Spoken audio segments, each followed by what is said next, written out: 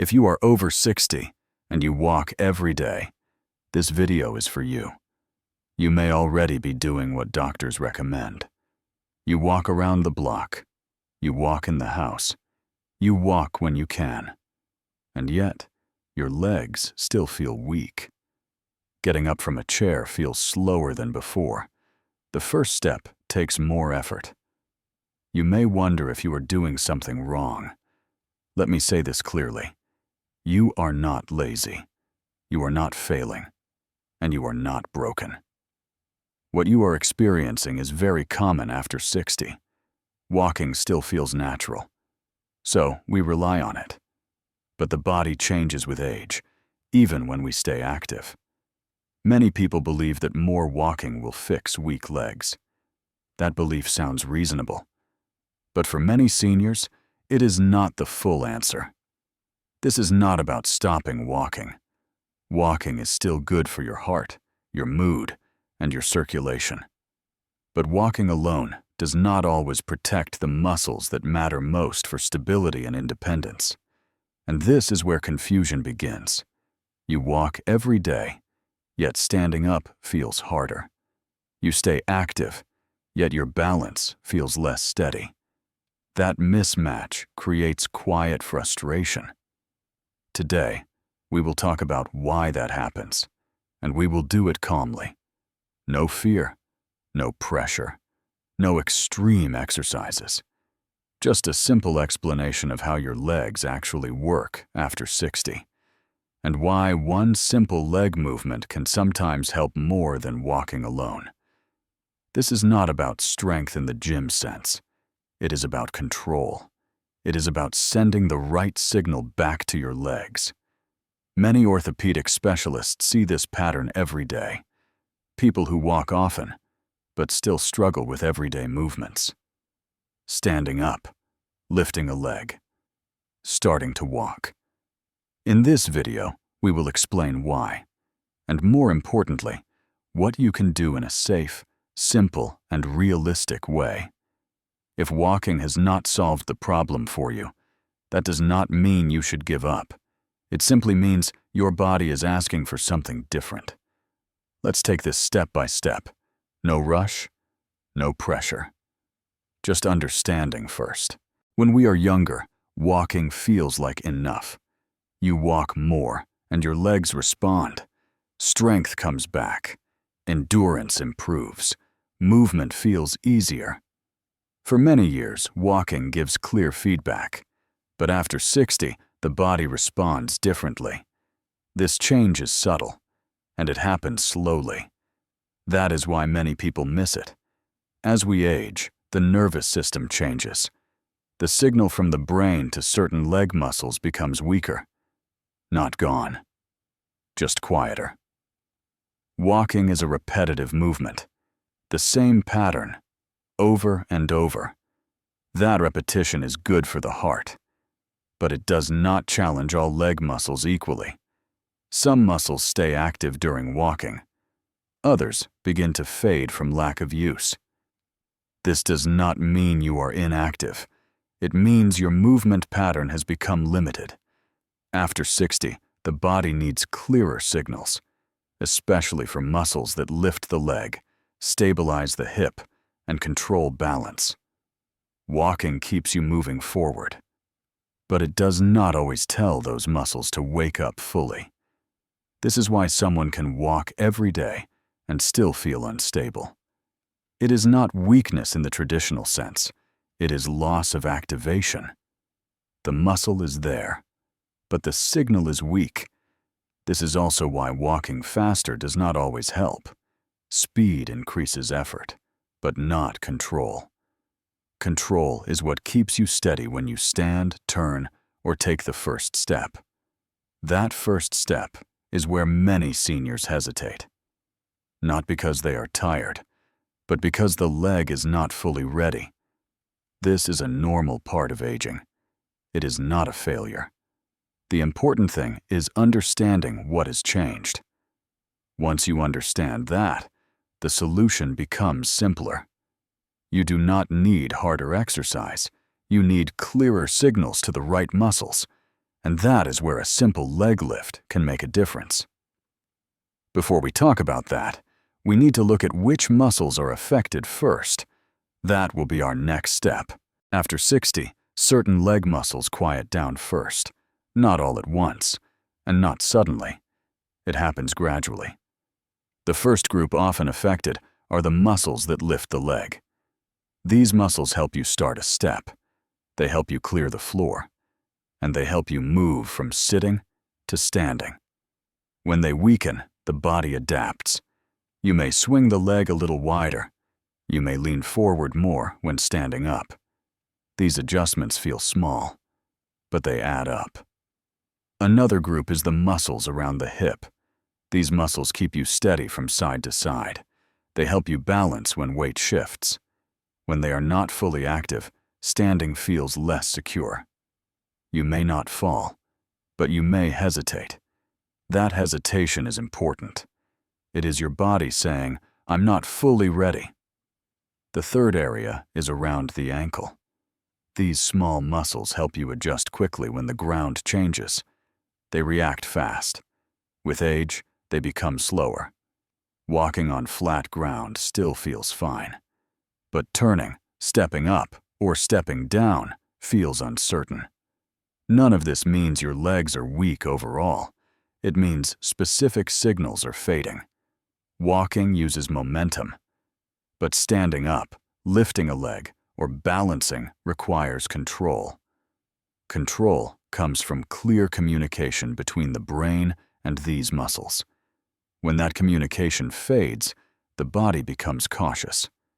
Caution is not a flaw. It is a survival response. The problem comes when we ignore it. We tell ourselves to just walk more. But walking does not always restore these signals. That is why the right kind of movement matters. Not harder, not longer, just more specific. In the next part, we will look at why walking alone cannot fully activate these muscles, and why a simple leg lift can. Walking feels complete. You move forward. Your legs are working. Your body stays upright. So it is natural to assume that walking trains everything. But walking follows a fixed pattern. Step, shift, step, shift. The body becomes efficient. Efficiency is helpful. But it also means less effort is required. Over time, some muscles do less work. They stay quiet because walking does not ask much of them. Walking uses momentum.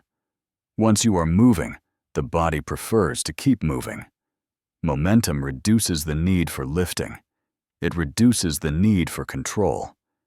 That is why walking feels easier once you start. But daily life is not only walking. Life includes standing up, starting movement, turning, and stopping. Those moments require something different. They require active lifting. They require balance control. They require precise timing. Walking does not train those moments very well. It keeps you moving forward, but it does not prepare you for transitions. Transitions are where most seniors feel unsure. The first step, the last step, the turn. When the body senses uncertainty, it slows down. It hesitates. That hesitation is often misinterpreted as weakness, but it is actually a communication problem. The message from the brain to the leg is not clear enough. Walking does not fix that. Walking repeats what you already know. To restore control, the body needs a different signal, a slower signal, a clearer signal. This is where simple movements matter. Not intense, not exhausting, just specific. In the next part, we will talk about the signs your legs give you before serious problems appear. These signs are subtle, but once you know them, they are easy to recognize. The body rarely fails suddenly. It gives signals first. These signals are quiet, easy to ignore. One sign is needing to lean forward before standing up. You may push with your hands or rock slightly to get momentum. Another sign is hesitation before the first step. You stand, pause, then move. This pause is not weakness, it is uncertainty. Another sign is feeling steady once you are walking, but unsure when you stop. Stopping requires control. So does turning. You may notice that stepping sideways feels less natural, or that you prefer to hold on to something even when you do not need to. This is not fear. It is your body seeking information. Your legs are asking, "Am I ready?" Another quiet sign is feeling tired in the legs, without feeling sore. Soreness comes from effort. This tired feeling comes from compensation. Other muscles are working harder to make up for missing signals. You may also notice that you avoid certain movements. Low chairs, stairs, uneven ground. Not because you cannot do them, but because they feel uncertain. These signs often appear long before any serious event. They are warnings, but gentle ones. They are not meant to scare you. They are meant to guide you. Ignoring them does not make them go away, but responding calmly can make a difference. In the next part, we will talk about a simple leg movement. Not an exercise, a movement that helps restore those missing signals. The movement we are talking about is very simple. It looks almost too easy. You are seated. Your back is supported. Your feet rest on the floor. From this position, you slowly lift one leg, just a few inches. Then you place it back down. That is all. This is not about strength. It is about clarity. When you lift the leg from a seated position, momentum is removed. There is no forward motion to help you. The body must rely on control alone. This is important. The brain must send a clear signal to lift the leg. The muscles must respond without help from movement. This process reawakens communication. It tells the body, this muscle matters. It also tells the nervous system to pay attention again. Unlike walking, this movement is slow. Slowness is not a weakness. Slowness allows precision. It allows the brain to notice what is happening. Many people rush movements without realizing it. Rushing hides problems. Slow movement reveals them. This leg lift brings awareness back. Not force, not fatigue. Just awareness. That awareness is what improves control. Control is what helps you stand up, start walking, and stay balanced. This is why many orthopedic specialists use movements like this to assess leg function. Not to test strength, but to test communication. In the next part, we will talk about how to do this movement in a safe and supportive way. So it helps, not harms. Safety comes first. This movement should feel calm, not rushed, not forced. Sit on a stable chair. Your feet flat on the floor, your back supported. Before lifting the leg, pause for a moment. Let your body settle. Then lift the leg slowly. Not high, just enough to feel control. If the leg shakes, that is okay. Shaking is information. It tells you the signal is working. The most common mistake is lifting too fast. Speed hides control. Another mistake is lifting too high. Height is not the goal. Control is. Some people hold their breath without noticing. If that happens, slow down. Breathe normally. This movement should not cause pain. If you feel sharp pain, stop. Pain is not a signal to push through. Another common mistake is doing too many repetitions. More is not better. A few clean movements are enough. Quality matters more than quantity. Some days will feel easier. Some days will feel slower. That is normal. The nervous system learns in waves, not in straight lines. If one day feels harder, do fewer repetitions. Then stop. Progress is built on consistency, not effort. In the next part, we will talk about what realistic improvement actually looks like. So, expectations stay healthy. Improvement does not arrive suddenly, and it rarely feels dramatic. That is important to understand. Most seniors expect to feel stronger quickly, but that is not how control returns. The first changes are subtle. Standing up feels a little smoother. You hesitate less before the first step. You may not even notice the change at first. One day, you realize you did not think about it. That is progress. Balance improves quietly. You feel more centered, more steady, not powerful, just secure. That is exactly what we want. This kind of improvement usually appears before strength does. Strength comes later. Control comes first. For many people, these changes appear within a few weeks, not because the muscles grew larger, but because the signals became clearer. Some days will feel better than others.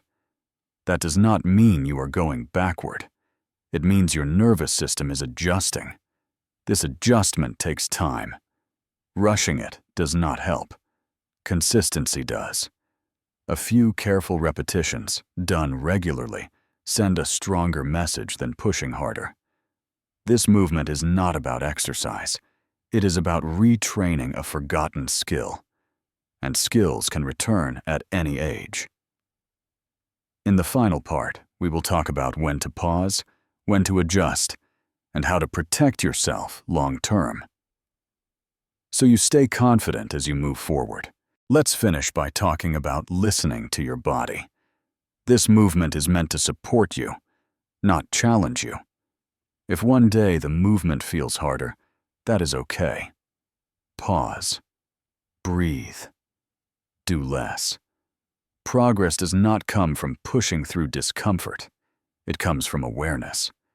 If you feel sharp pain, dizziness, or loss of balance, stop.